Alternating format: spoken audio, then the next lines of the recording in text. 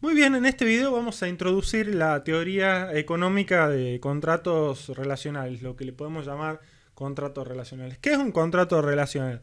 Básicamente un contrato relacional no es necesariamente un contrato escrito, sino describe una relación entre las partes, digamos, que entre partes que podrían ser dos partes comerciales, digamos, en una relación, que básicamente logran mantener esa relación en durante el tiempo sin necesidad necesariamente de firmar un contrato escrito. ¿Cómo lo logran? A través de mantener, digamos, una estructura, digamos, de premios y castigos entre las partes que logran, digamos, mantener los incentivos para que esa relación se mantenga, digamos. Podríamos decir, podríamos pensar que estos contratos relacionales, digamos, muchas veces sirven para generar relaciones entre las partes sin la necesidad de un contrato formal. Es más, a veces, digamos, tienen la virtud, digamos, de poder generar relaciones cuando es muy difícil, firmar, digamos, un contrato entre las partes.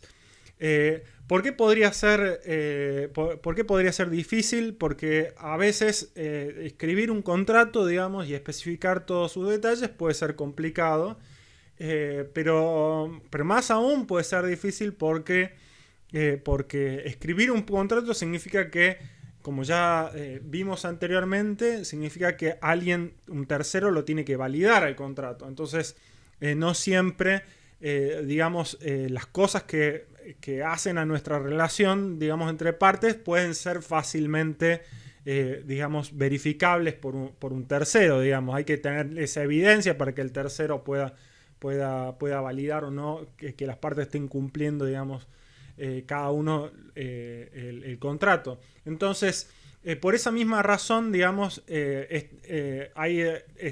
lograr que una relación, digamos, se mantenga en el tiempo por sí sola puede ser bueno. Por eso también decimos que los contratos relacionales son contratos que se auto ejecutan, porque, digamos, básicamente es una relación que se sostiene por sí misma. Bien, entonces, esta es simplemente una diferenciación entre un contrato formal de lo que podríamos llamarle en economía un contrato relacional, que es simplemente la forma, digamos, que la economía piensa que se van a mantener ciertas, digamos, relaciones en el tiempo. Entonces, notemos que para que un contrato relacional se mantenga en el tiempo, solamente va a ser necesario que las partes, digamos, puedan observar si las partes mismas, digamos, puedan ver el resultado, digamos, digamos, de su misma relación, digamos. Entonces, mientras que no es necesario, como ya dijimos, que intervenga un tercero. Bien, entonces, para poder pensar en términos de contratos relacionales o relaciones que se mantengan en el tiempo, el instrumental que vamos a estar utilizando es el instrumental que ya empezamos a ver en un momento, que tiene que ver con la teoría de juegos, en particular los juegos repetidos, digamos. Va a ser fundamental para que pensemos. Entonces, toda la teoría de juegos que se encarga, digamos, de juegos repetidos, precisamente tienen que ver con esta idea de que hay ciertas interacciones que se repiten durante el tiempo, y esta idea de contrato relacional, digamos, esta relación va a ser una relación que se va a mantener en el tiempo. Un juego que se va a estar jugando una y otra vez. Entonces, esta va a ser un poco la idea. Y además está decir que hay este tipo de relaciones vamos a encontrar por todos lados en situaciones dentro de una misma empresa, contrato relacional entre su gerente y empleados, hasta entre empresas, contratos que se pueden dar, relaciones que se pueden dar entre empresas, las podríamos modelar de este tipo. Entonces, volviendo a la cuestión de la teoría de juegos, entonces dijimos que vamos a modelar, digamos, entonces esta interacción como un juego que se repite en el tiempo. Entonces, para entender bien este concepto, lo primero que vamos a hacer es, vamos a plantear un juego dinámico, digamos, entre dos personas, un juego de una interacción que ocurre entre dos personas, y vamos a ver cómo es posible que esta interacción, digamos, se modifique, digamos, el resultado, el equilibrio de ese juego se modifique cuando ese juego se repite en el tiempo, digamos, y los agentes tienen un interés porque porque ese juego se repita en el tiempo. Para presentar un ejemplo de estos juegos repetidos, vamos a retomar el juego de confianza, que es un juego que vimos anteriormente, que básicamente vamos a repetir acá la idea. La idea es hay dos personas y una de las personas tiene una idea. Podremos pensar que es un emprendedor que tiene una idea y que quiere llevar esa idea adelante. Y para eso necesita buscar, por ejemplo, un ingeniero para que la lleve adelante. Entonces ese podría ser el ejemplo. Pero, digamos, el ambiente acá que vamos a estar pensando es un ambiente muy hostil, muy competitivo, y existe un miedo, digamos, de que el ingeniero me robe la idea, digamos. Entonces, lo que vamos a modelar en este juego es esta idea de que el emprendedor podría compartir la idea con el ingeniero podría decir, bueno, vamos, la hagamos adelante, y honrar, digamos, esa confidencia, digamos, para llevar eso adelante. O podría también darse la situación en donde básicamente la otra parte, digamos, me engañe, ¿no? Podría darse el caso de que el ingeniero, digamos, lo engañe, tome la idea y vaya y se la venda, digamos, a otra persona. Entonces esa es la relación que queremos detallar en este caso. Muy bien, acá tenemos entonces la representación extensiva del juego secuencial. Entonces el primer jugador, el jugador 1 acá en este caso podría ser entonces el emprendedor. Y acá ya pusimos algunos pagos para representar esta situación. Básicamente la idea entonces es que si el jugador 1 decide confiarle la idea al jugador 2, que en este caso sería el ingeniero, entonces el jugador 2 tiene la opción de honrar el acuerdo o de traicionar.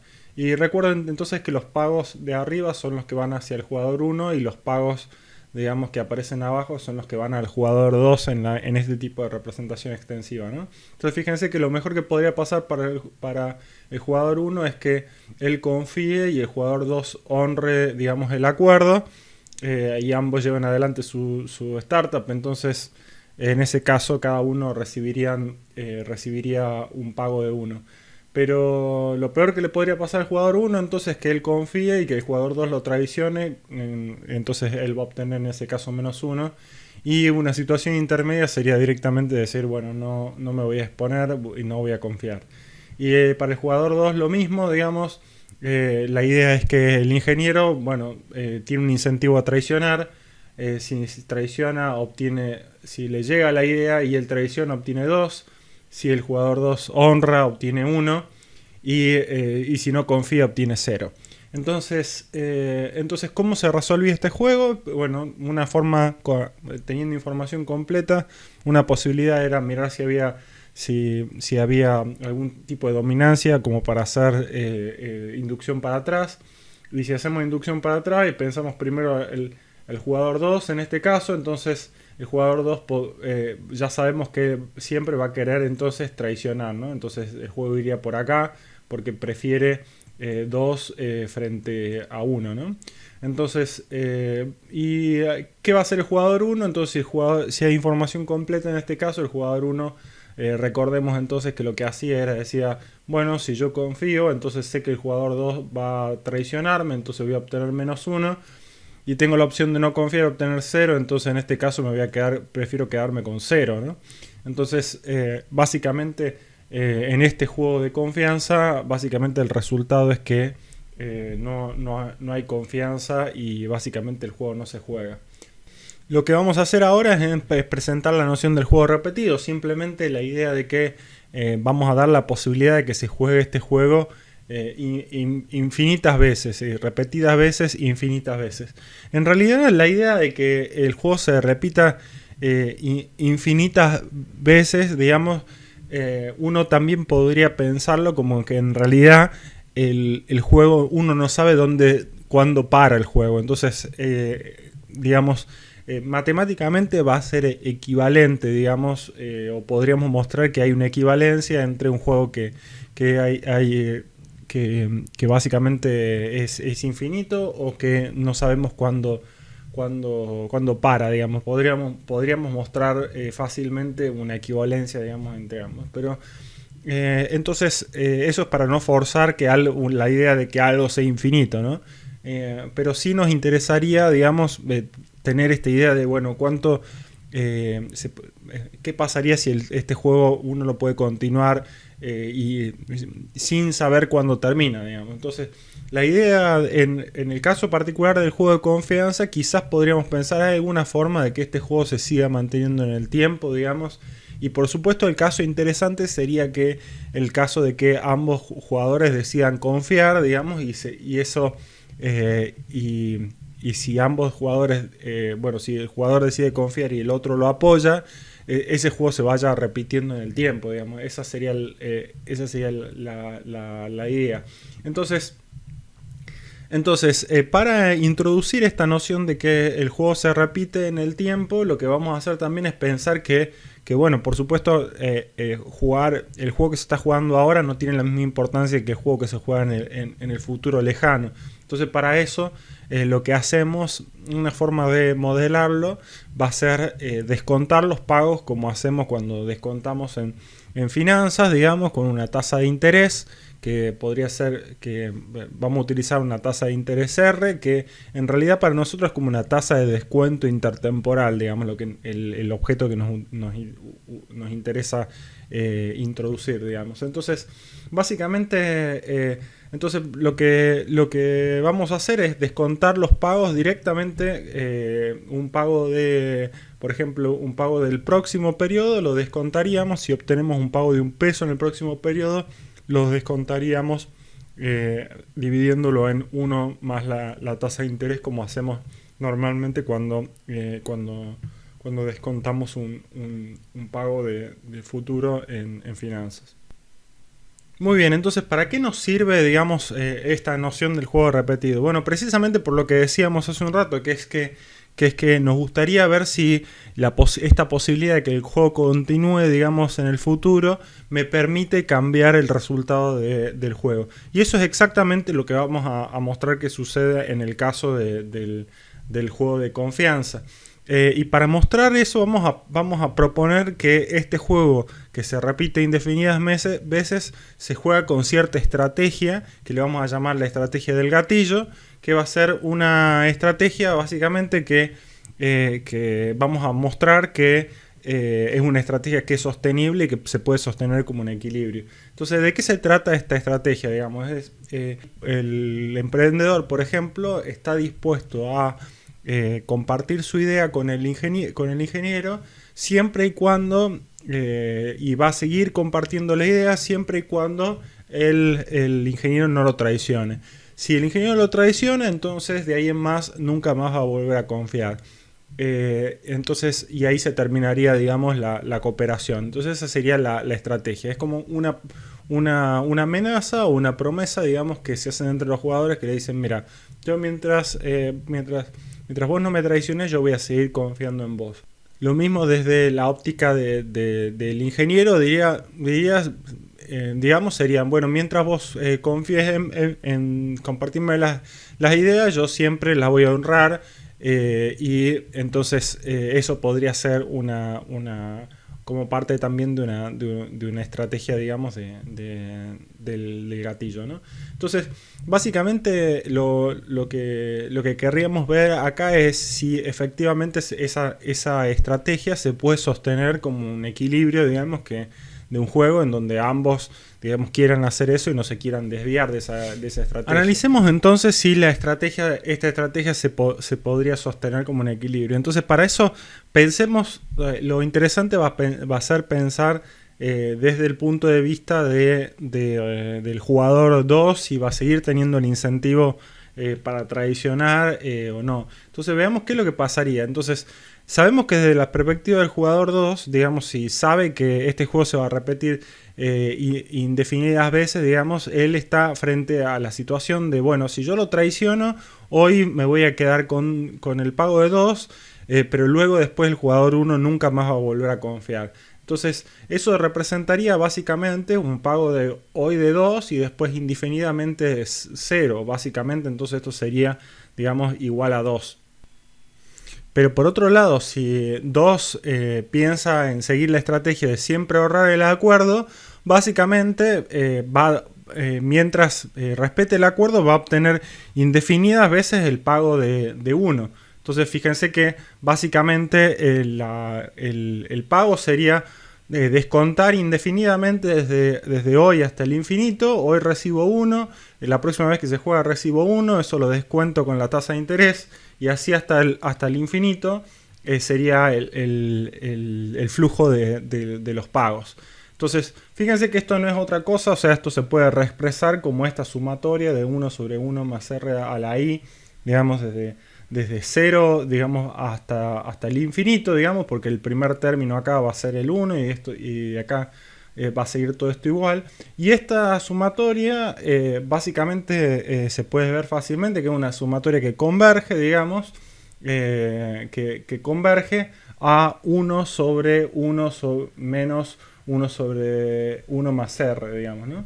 Entonces estas pueden ver, para los que tengan alguna duda, pueden revisar series, digamos, y esta serie básicamente converge a este valor, digamos. Entonces podemos ver que esta sumatoria es fácil de resolver si hacemos esta cuenta, y simplemente acá sacando factor común, invirtiendo esto y haciendo un poco de álgebra, llegamos a esta expresión que básicamente me dice que todo el pago se puede escribir simplemente como 1 sobre 1 más r.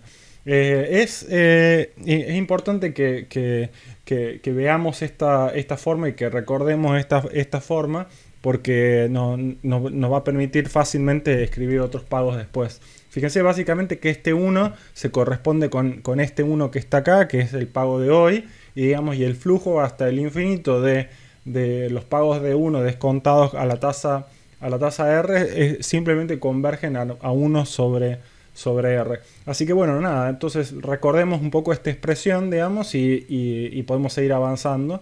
Y básicamente entonces el mensaje hasta acá es que las opciones del jugador 2 van a ser o obtener el pago de honrar siempre o traicionar y nunca cobrar nada más al respecto. Y la cuestión sería, bueno, ¿qué le conviene al final del día? Bueno, lo que le conviene al final del día sería comparando estos dos pagos, a ver qué es más grande. Por lo tanto, entonces va a preferir honrar el acuerdo, digamos, y respetar el acuerdo si 1 sobre 1 más r es mayor que 2, y eso simplemente pasando uno del otro lado me queda 1 si 1 sobre r es mayor que 1, y fíjense que para cualquier tasa de interés, digamos, cualquier porcentaje entre 0 y 1, digamos, básicamente esto se va a cumplir. Entonces, básicamente esto es una forma de un caso particular, por supuesto, pero que muestra que el punto que queríamos hacer, que partiendo de un juego en donde la persona básicamente prefería traicionar, si le damos esta posibilidad de que el juego se repite indefinidas veces, entonces podemos llegar a una situación en donde la persona cambie su decisión, y eso es lo que estamos viendo acá, que va a preferir honrar siempre. Veamos ahora esta misma estructura del juego, pero un poco más general. Entonces nosotros habíamos puesto valores muy específicos para los pagos del jugador 2. Entonces ahora voy a ponerle letras para simbolizar a cada uno de estos pagos, como el AT como el pago de traicionar para el jugador 2, el AH como el pago de honrar, y el pago que obtendría si el jugador 1 decide no confiar, le voy a llamar P por un pago como de penalidad, que sería algo que obtendría, digamos, si no confía el jugador 2, si no confían en él, ¿no? Entonces sería como la penalidad por la estrategia del gatillo. Entonces, me gustaría que veamos entonces cuál sería la decisión de 2 en este caso. Y bueno, entonces, fíjense que si el jugador 2 decide traicionar, hoy obtiene T y básicamente desde mañana hasta todo el futuro, digamos, va a obtener siempre el pago de que no confían en él. O sea que va a obtener un T más el flujo de P hasta el infinito, ¿no? Entonces, este es justamente lo que aparece en este lado de la desigualdad, digamos. Traicionar es el pago de T más el flujo de P hasta el infinito, que convergería a P sobre R, como vimos recién. Y por otro lado, digamos, la otra opción para el jugador 2 sería honrar siempre, que sería, por supuesto, obtener el pago de H siempre hasta el infinito. Entonces eso sería obtener hoy H y después obtener H hasta el infinito, que convergería H sobre R. Entonces fíjense que por lo tanto, en este juego más general, digamos, que escribimos acá para obtener una condición más general, básicamente el jugador prefiere...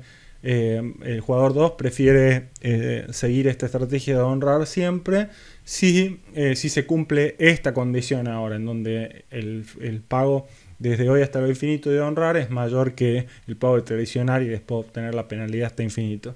Y si hacemos un poco de álgebra acá de vuelta, o sea, para simplemente P sobre R lo paso para el otro lado, saco factor común R y H lo paso del otro lado. Fíjense que lo que estoy haciendo no es nada más que tratar de despejar R. R es positivo, entonces lo puedo pasar. T menos H también es positivo, lo puedo pasar para acá. Y básicamente, porque en general estoy pensando que el pago de traicionar es mayor que el pago de honrar, entonces por eso T menos H es algo positivo y que lo puedo pasar sin problema con la desigualdad. Y fíjense que me quedaría esta condición que tengo acá, que básicamente me dice que esta es la condición que se tiene que cumplir para que yo quiera honrar siempre, ¿no? Entonces fíjense qué es lo que me dice la condición. Básicamente la condición, dice la tasa de interés o la tasa de descuento tiene que ser menor que algo. Básicamente me está diciendo la tasa de interés tiene que ser lo suficientemente baja, menor que algo. Donde ese algo, digamos, depende de los distintos pagos, ¿no? De la diferencia entre el pago de honrar y la penalidad y dividido en la diferencia entre T menos H. Pero lo que por ahí lo que más interesante es notar de esto, o lo primero que podríamos notar de esto, por lo menos, es que básicamente voy a querer honrar si soy lo suficientemente paciente para esperar, digamos, los pagos, digamos, de poder honrar el acuerdo, digamos, ¿no? Entonces, dicho de otra manera, si yo traiciono, hoy tengo un beneficio inmediato. Si soy lo suficientemente paciente, entonces, digamos, voy a poder aprovecharme de este flujo, digamos, de pagos menores, pero que a la larga, digamos, me pagan más. Entonces, en general, fíjense que lo que termina pasando en este caso es que voy a querer, prefiero honrar si soy paciente. ¿Y por qué estoy presentando, digamos, todo esto? ¿Cuál es la relación de todo esto con los contratos relacionales que hablamos al principio? Y bueno, básicamente porque, digamos, un contrato relacional, digamos que básicamente una relación que se mantiene en el largo plazo, básicamente va a operar bajo la misma idea, digamos, económicamente va a operar bajo la misma idea. La idea va a ser de que esta relación o contrato relacional entre partes, digamos, se va a mantener en la medida de que ambas partes sean lo suficientemente pacientes como para no querer, digamos, desviarse, digamos, de un acuerdo que entre las partes lo pueden mantener a futuro.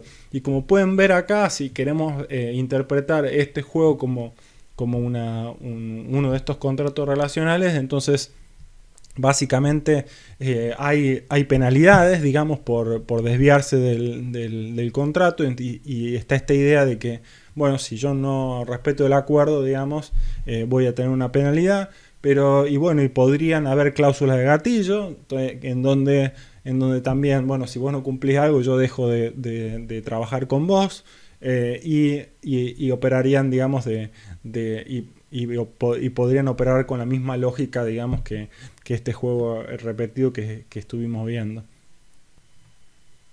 En resumen, entonces podríamos decir que un contrato relacional en economía es una relación entre partes en donde ambas partes se benefician sin la necesidad de un contrato formal escrito. Los intereses de las partes no necesariamente están alineados todo el tiempo, sino que hay incentivos para desviarse, digamos, de estos acuerdos, pero si las partes son lo suficientemente pacientes, pueden encontrar un equilibrio donde ambas se benefician en el largo plazo, digamos. Entonces, hay que estar atentos a ciertas cosas que podrían cambiar, digamos, los pagos. Si vemos que en el juego de repente pueden cambiar los pagos o hay cambios, digamos, en la tasa de descuento temporal, eso podría afectar, digamos, la relación y podríamos tener que los contratos, digamos, que estas relaciones, digamos, se desvíen, digamos. En el próximo video, entonces, lo que vamos a hacer es vamos a introducir el contrato relacional en el esquema de motivación de un agente para hacer un trabajo que vinimos discutiendo anteriormente, para explorar, digamos, cuáles serían los efectos en el esquema de compensación y de motivación, digamos, óptima. Vamos a seguir explorando, digamos, estas digamos, las implicancias de estas teorías económicas sobre que para el mejor diseño de mecanismos de compensación.